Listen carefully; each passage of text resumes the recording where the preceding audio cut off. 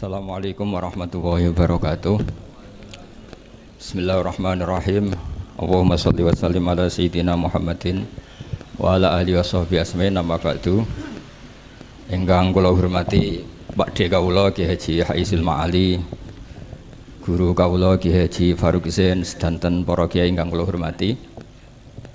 Seperti yang dikatakan moderator, saya ini orang yang pantangan datang di acara-acara gini.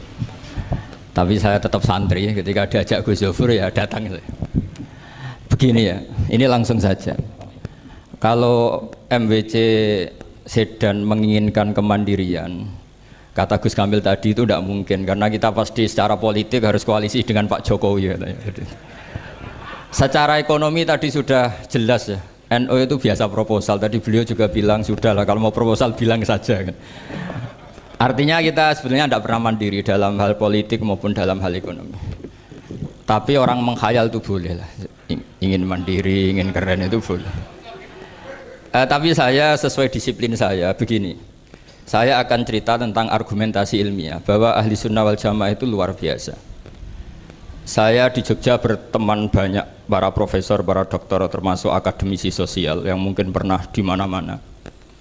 Pernah tanya saya begini, Pak Bahak, kenapa Anda baca kitabnya referensinya luas kok tetap NU katanya. Terus saya bilang, problemnya apa sebagai NU? Biasanya terus mereka mengutip sekian makalah. Kebetulan makalah itu provokatif dan siapapun yang baca makalah itu pasti menjadi NU. Tak jamin ya. Kalau di Jogja misalnya di satu penerbitan, saya termasuk di dalamnya, itu pernah diperbandingkan kitabnya Said Muhammad Mafahim Yajibu Antusohah dengan kitabnya Bin Bas, judulnya Hadhihi Mafahimuna. Biasanya kitab-kitab terjemahan Wahabi itu memang cukup provokatif dan dengan narasi yang memang siapapun yang nggak pernah mondok pasti tertarik.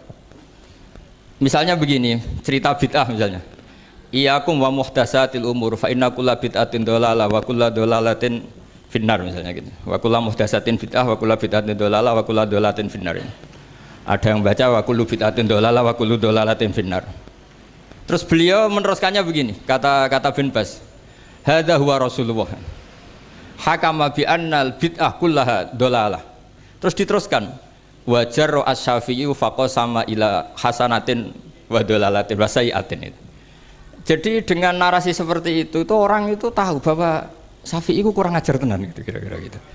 Jadi dia ini Rasulullah yang mengatakan semua bid'ah ini dolalah, tapi Syafi'i lancang dengan membagi ada dolalah, ada sayyi'ah, ada hasanah, ada sayyi'ah.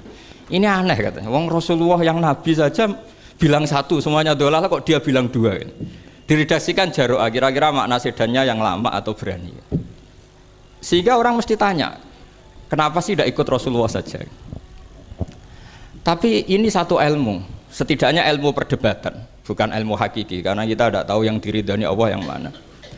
Tapi kemudian Said Muhammad dalam kitab Abwaabul Faros, juga dalam kitab-kitab beliau menyanggah itu dengan mengatakan jika makna bid'ah adalah yang nggak pernah dilakukan Rasulullah, itu salah besar. Terus beliau cerita sekian hal, termasuk yang diceritakan adalah ada seorang sahabat ketika sholat dengan Rasulullah tidak pakai doa mainstream, yaitu ketika itidal sahabat tadi bilang Alhamdulillah hamdan katsiran thayyiban mubarakan fih. Setelah itu, setelah Nabi habis sholat tanya, ayyukumul qail, siapa tadi yang melafadzkan itu? Semua sahabat diam karena takut disalahkan. Tapi apa yang dikatakan Nabi? Tidak, saya tidak akan menyalahkan. Saya tadi melihat isna asyara malakan. Saya tadi melihat 12 malaikat. Yabtadirunaha ayyuhum yaktubu awwalu. Semuanya itu bergegas siapa yang nulis awal. Terus kata sahabat tadi, ha anadha ya Rasulullah. Padahal ini satu kalimat yang bahkan Rasulullah tidak mengajarkan, dan Rasulullah bahkan iskal kenapa ada kalimat itu, tapi toh dibenarkan oleh Allah dan Rasul.